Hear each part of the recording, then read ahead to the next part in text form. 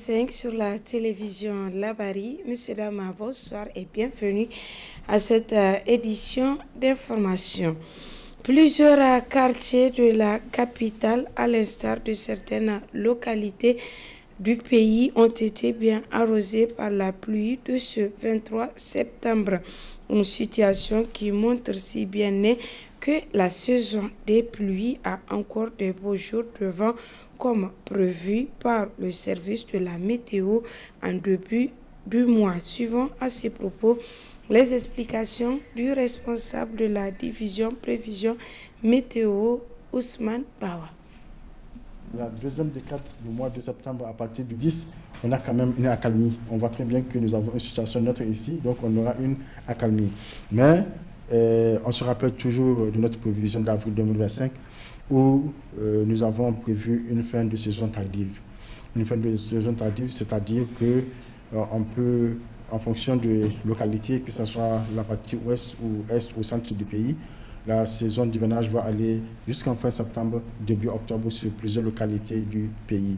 Et nous avons prévu aussi des séquences sèches, parce que c'est cela aussi, ça veut dire des séquences sèches, c'est-à-dire c'est des pauses pluviométriques en fin de saison. Et elles sont quand même, nous avons prévu des pauses pluviométriques assez courtes en fin de saison. Donc c'est déjà une très bonne chose pour les cultivateurs. Si la pluie peut aller au-delà du mois de septembre et le début du mois d'octobre, c'est une très bonne chose. Déjà, il y a plusieurs cultures qui sont à un processus de maturation, de lévé-maturation.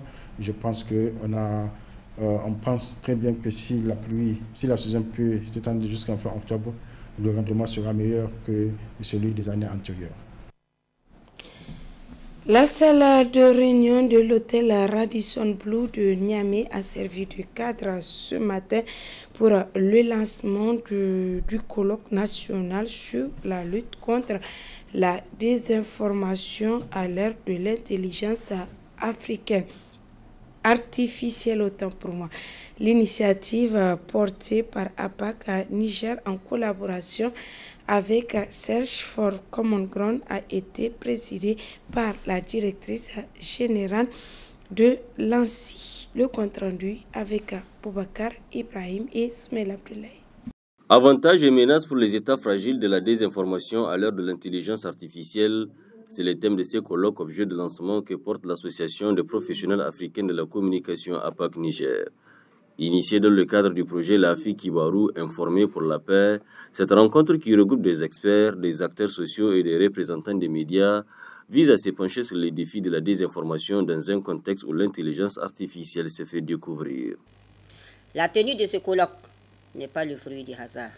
Elle s'inscrit dans le cadre de la Journée internationale de la paix, célébrée chaque année le 21 septembre. Mesdames et messieurs, nous savons tous que l'intelligence artificielle transforme profondément nos sociétés. Si elle offre d'énormes opportunités en matière d'innovation et de développement, elle représente également un défi majeur, notamment pour nos États, en facilitant la propagation de la désinformation et des discours de haine. À travers ce colloque organisé par notre association, en partenariat avec Search for Common Ground, dans le cadre du projet Lafi Kibarou, Informé pour la paix, nous souhaitons analyser ensemble les menaces et les opportunités liées à l'intelligence artificielle, identifier les défis spécifiques auxquels notre pays est confronté et surtout proposer des pistes de solutions adaptées et durables. Au Niger, le projet Lafi Kibarou a enregistré des avancées significatives. Des milliers de jeunes, de femmes et de leaders traditionnels ont été mobilisés et formés pour devenir de véritables sentinelles du numérique. Grâce à ces acquis, ils disposent aujourd'hui des compétences nécessaires pour vérifier l'exactitude des informations, lutter contre la propagation des rumeurs et contribuer activement au renforcement de la cohésion sociale au sein de leur communauté. Ce colloque s'inscrit dans la continuité de nos actions et illustre le progrès réalisé dans l'utilisation du numérique comme outil de consolidation de la paix. Cependant, l'émergence de l'intelligence artificielle soulève de nouveaux défis, notamment sa capacité à accélérer la diffusion de la désinformation et des discours de haine, en particulier dans les contextes fragiles. Aujourd'hui, nous avons l'opportunité de réfléchir tous ensemble pour rendre l'intelligence artificielle plus humaine et bénéfique pour la cohésion sociale au Niger. Le présent colloque dépasse le cadre d'une réflexion académique pour constituer une session de travail opérationnel, indiqua la directrice générale de l'Agence nationale pour la société de l'information ANSSI dans son discours officiel de lancement. Aïchata Sanoussi n'a également pas manqué de saluer cette initiative, fruit de la collaboration entre APAC et Search for Common Ground. La question qui nous rassemble aujourd'hui n'est pas technique, elle est stratégique. Elle ne porte pas sur un outil, mais sur une arme. L'intelligence artificielle est un démultiplicateur de puissance qui redéfinit les contours de la guerre informationnelle.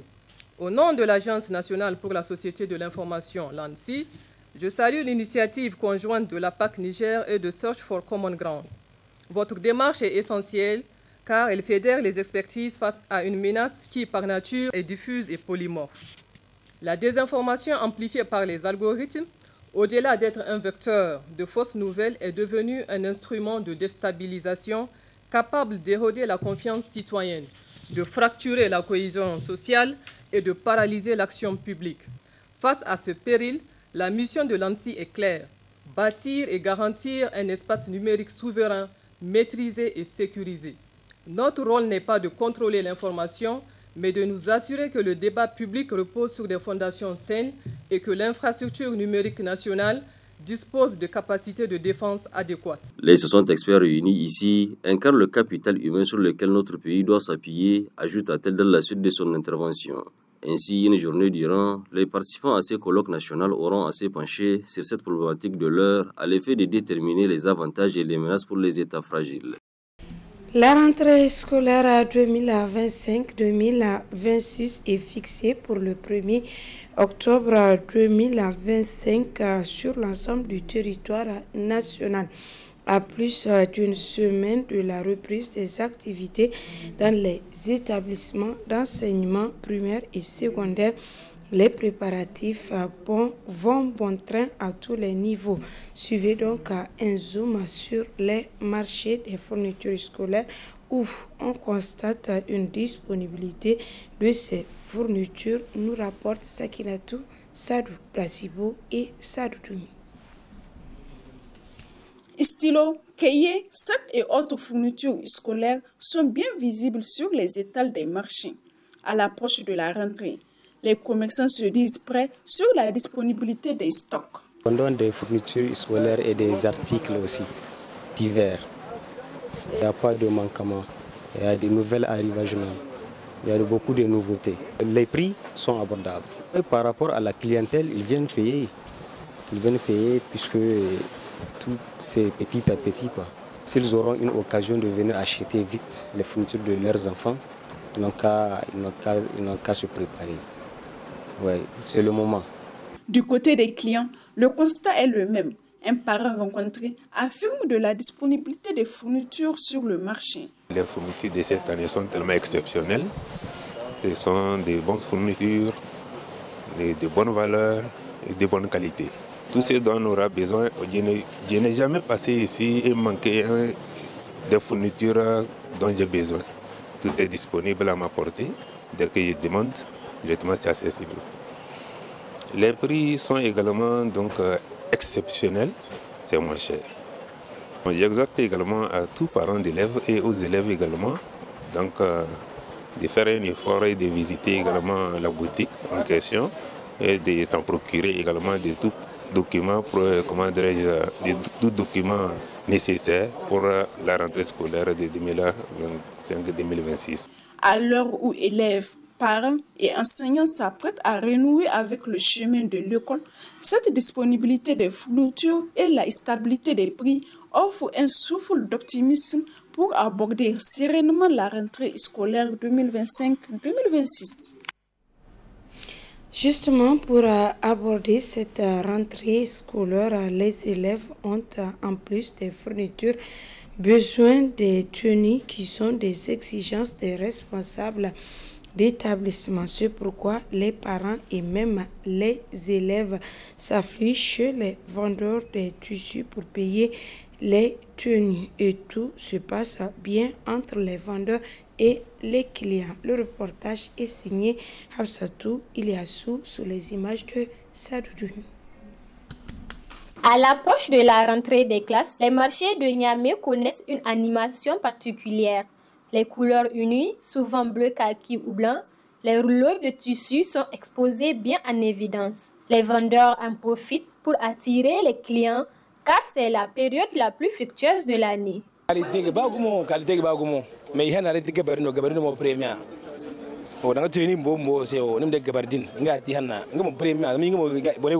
La qualité des tissus diffère, mais nous conseillons ces appelés communément gabardines. Ce sont de bons tissus. Les clients, nous en recevons beaucoup. Ce sont nos clients habituels qui viennent acheter chez nous. Pour les prix, ça dépend de la qualité du tissu.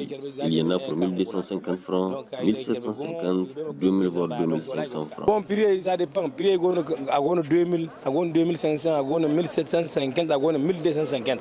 Les allées des commerçants de tissus sont bondées de parents venus acheter le pain nécessaire pour confectionner les uniformes scolaires. Pour les parents, c'est une dépense incontournable, parfois lourde, mais nécessaire pour préparer l'enfant à reprendre le chemin de l'école dans la tenue réglementaire. Les filles, on peut dire que c'est abordable. Tous ceux qui viennent acheter, tu peux trouver, c'est les qualités qui diffèrent.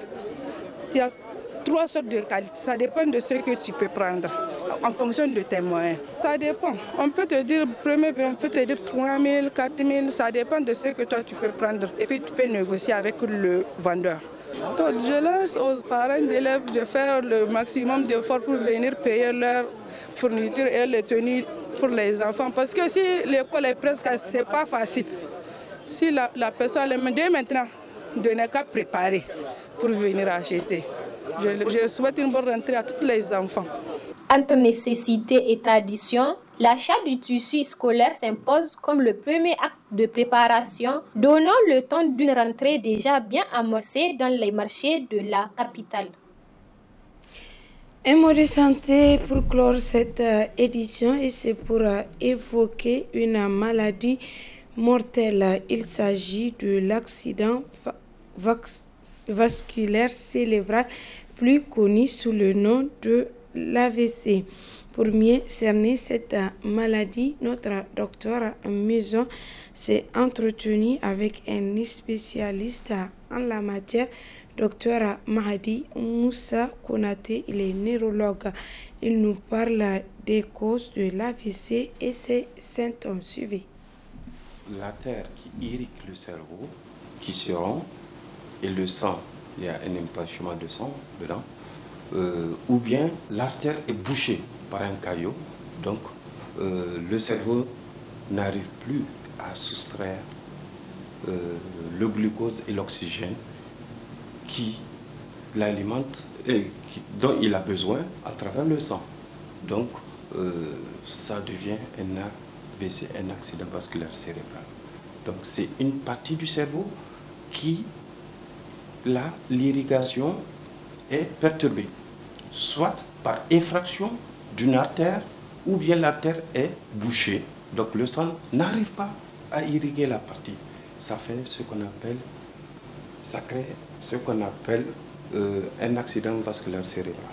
Le principal facteur de risque d'un AVC, c'est l'hypertension artérielle. Parmi les facteurs de risque des AVC, nous avons ce qu'on appelle les facteurs non modifiables, c'est-à-dire l'âge. L'âge est un facteur de risque non modifiable, on ne peut pas le modifier. Donc à partir de 50 ans chez l'homme, chez la femme, à partir de 55 ans, le sexe, l'homme est sujet plus à faire un AVC que la femme. Il y a des facteurs génétiques aussi, ce sont des facteurs qui sont non modifiables.